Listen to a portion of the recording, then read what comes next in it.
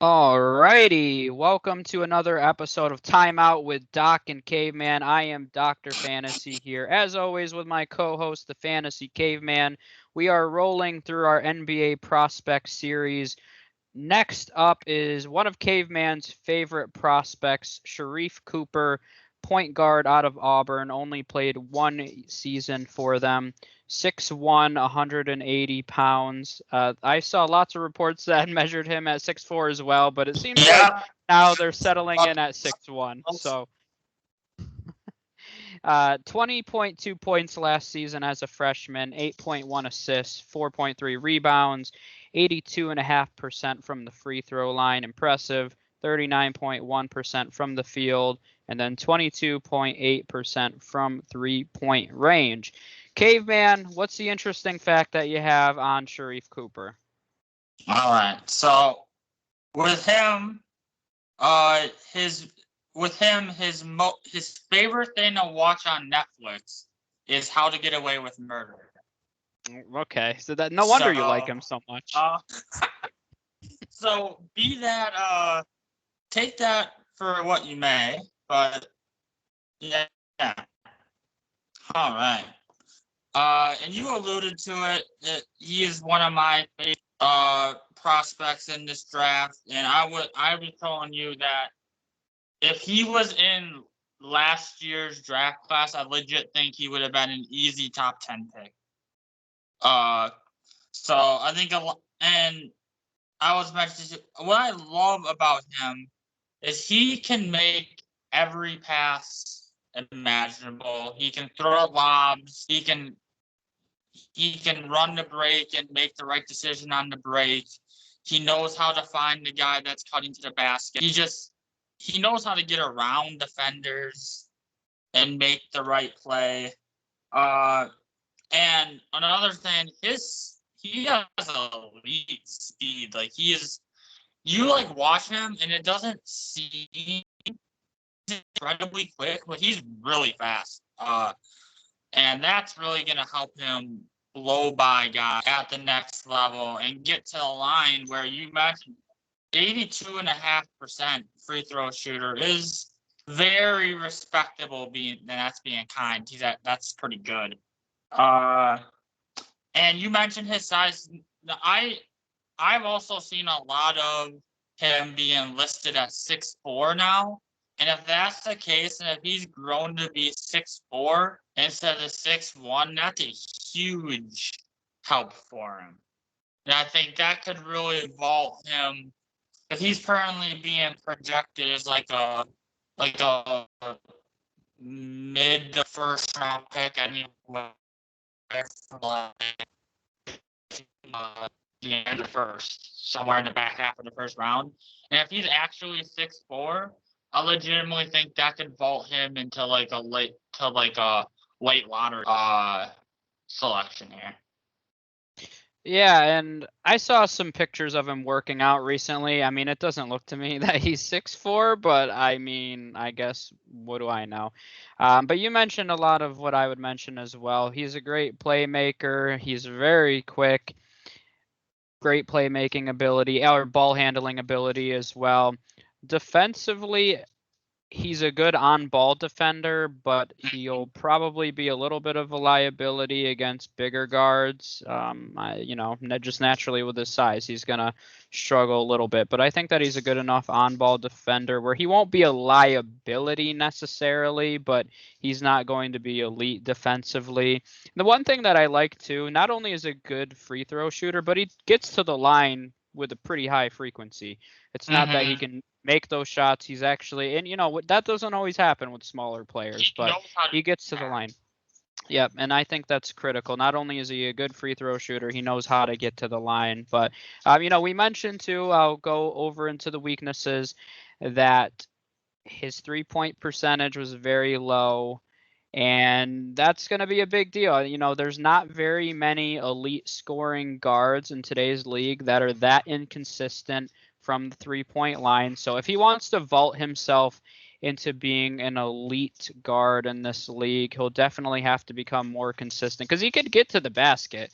It's just a matter if he can, keep defenses honest with his ability to make a jumper. And as of right now, he struggles with that a little bit. So I think that's going to be a big difference in whether or not he is a rotational guard off the bench or is he going to become an all-star caliber player.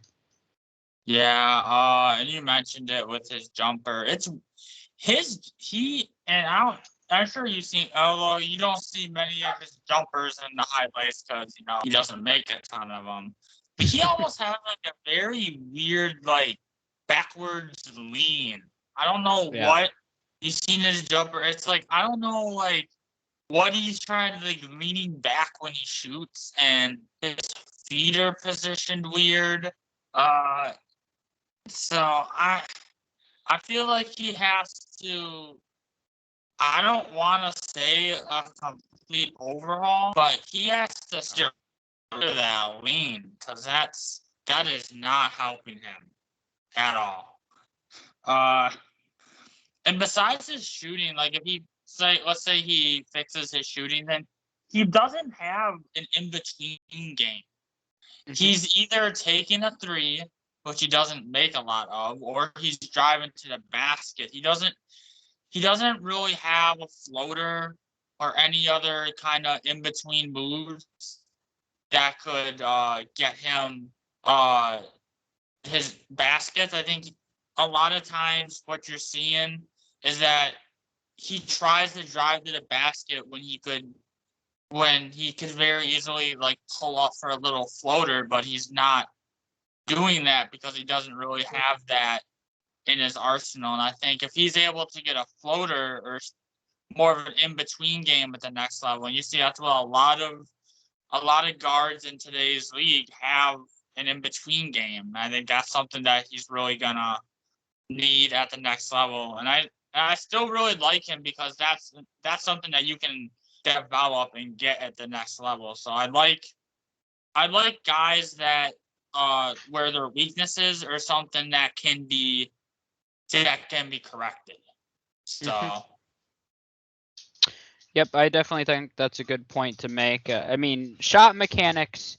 See, the thing with shot mechanics, though, is when you've been playing basketball this long at this point in his career, it is challenging to change the mechanics of your shot. He's probably been shooting like that for years now, so I do agree that it can be worked on, but it's one of those things. It's not going to happen year one, maybe not even year two. I'm We saw it with I mean, it took Lonzo several seasons though to yeah. become a better 3-point shooter. What are we on year 4 now with him? And I think year 3 is when we really started to see his shot mechanics change. So that's the kind of thing where I do think he does have some potential, but it's going to take multiple seasons for it to happen. So I'm going to say we'll go to ideal fits. I'm going to say one that's going to surprise you, K-Man, but I actually wouldn't mind if the Spurs drafted him. Really? I think that it's a little early for him at number 12 where they pick. But the reason being is I think he would fit in along nicely with a guard who is an elite defender because I think that's going to hide some of his lack of ability to be a great team defender, or not a team defender because I do think he'll have some ability, but just some of his defensive inefficiencies will be able to be hidden by a guy like DeJounte Murray. So I actually like his offensive upside, and I think he has some ability there. So I think him and Murray would make kind of an interesting duo there. And then the other one is the Knicks too. I think their Shocker. backcourt. I know, very shocking, but I think their Knicks backcourt could use Knicks some need a upside point like guard. this. What else do you do? Yeah, I mean, do they? I don't know. It depends where Emmanuel quickly lands. I mean, I really liked Emmanuel quickly, but I don't know if he's a natural playmaker. So maybe a guy like, I mean, there's not a lot of size in that backcourt with Quickly and Cooper, but Cooper is a great playmaker where I don't know if that's going to be Quickly's strength as much. So, I mean, they at least would be an interesting duo in that backcourt. Oh yeah. I also had the Knicks down. Shocker. I think another team that would fit that it would be the Clippers would be another Clippers I like. Hmm. Basically Reggie Jackson, who I like, and he Reggie Jackson played himself into a contract that's probably going to be beyond the Clippers price range at this point. So if they're able to get a guy like Cooper to help set up George and Kawhi, assuming they're both going to be around, there's some rumblings there. But I think and there wouldn't be a lot of pressure on him to develop his offense to your shot right away. He work on it behind the scenes because the Clippers have a bunch of guys around him that can score. So I think a team like the Clippers that need a distributing point guard, not a point guard that needs to score. I think that's where I think maybe the fit is a little questionable with New York, although I still like it still, is that the Knicks need a point guard that can do everything, basically. And at this point, Cooper is not there yet. So I think for him to go to a situation where a team needs a point guard but doesn't need a point guard that can score. So. Right. Yeah, and I think that's a good point. So a few comparisons that I have. We'll start on the low end. I think that I saw a little bit of Elfrid Payton as one of the first names that came to me. I mean, Elfrid Payton is developed as a rotational guard who has value off the bench. You sure you see? Why do you think the Knicks need a point guard right now? You see Yeah, him I mean, hey, this is on the low end. This guy's 20. He still can develop. And I know he's still new to the NBA, but it reminded me of a guy who we analyzed last year, and that's Kira Lewis, too. And we didn't get to see much of Kira Lewis in New Orleans yet, but that's the first name that popped into my head just because we did these series last year. Same thing, very quick. He's a good playmaker. Once again, we didn't see a lot of him in the NBA, but based on how he was coming out of Alabama last season, I saw very similar skill sets. On the higher end, I saw a little bit of De'Aaron Fox. I think there's a little bit of potential there when you talk about a guard that gets to the rim. De'Aaron Fox's shot is still a little inconsistent to this day. He's developed it a little more. Not the strongest defender, but De'Aaron Fox does give effort. I'll give him that compared to a lot of guards, and that's one of the things that I like about De'Aaron Fox quite a bit. So I think that's a nice high-end comparison. And the other one is, honestly, I do think he has a little bit of Ja in him, Ja Morant. Ja knows how to get to the basket, shoots at a high range. Not the greatest jump shooter, Ja, and he wasn't coming out, and he still isn't the greatest jump shooter. They're similar size-wise, so I'd say Ja's a little more explosive and has they're both speedy, but I feel like Ja has more explosiveness. I think there's a little bit of a difference there. So, but I still see some similarities offensively and defensively for that matter. So I had De'Aaron Fox and Ja Morant on the high end. Yeah, those are good. I kind of, and you kind of know about one of mine, but I kind of went in a little bit different direction with my player comparison. So I kind of did a low end, high end. On the low end, I got a Rajon Rondo. Okay. He's just the Rondos have been not criminally, but I think he's been underrated up until this point.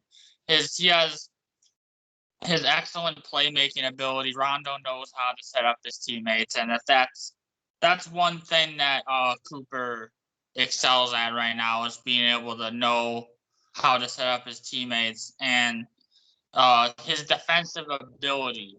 Probably not on the level of Rondo, but I think he has similar defensive upside to what Rondo's always been a solid defender. And then on the high end, I'm gonna just go out and say Chris Paul. I think that much of his passing ability, I think he might be the best playmaker and best guy in the draft that's setting up his teammates. And that's what Chris Paul is all about now. And you see how that guy's doing in the finals. Not saying Sharife Cooper is going to be in the conversation when it's all said and done for being a top 5 point guard of all time. I think it might be just a tad too early to say that. You're saying top 10, not top 5, just to be clear. Okay, top 10. And if we're throwing out guys from last year, I mean, there's a certain guy that was drafted by the Charlotte Hornets that I God. see. I do not see any similarities between LaMelo Ball and Cooper. I mean, you're saying in terms of his playmaking, maybe. I think you're giving, I mean, and I do think he's a great playmaker, but you're talking about some high-end playmaker. So I don't know if I see quite the playmaking of LaMelo, but yeah, I know what you mean. Okay. I just wanted to throw LaMelo into an episode. I figured that you did, and that's going to be the first and last time we talk about LaMelo Ball in any of these episodes. Except maybe if I put that in the hashtags for this video, more people will watch it, but that's a whole different conversation. I mean, you got to give the people what they want. So I think that's it for Sharife Cooper. We'll have plenty more prospect profiles coming out. So thanks for tuning in to Timeout with Doc and Caveman, and we'll see you guys next time. Yep.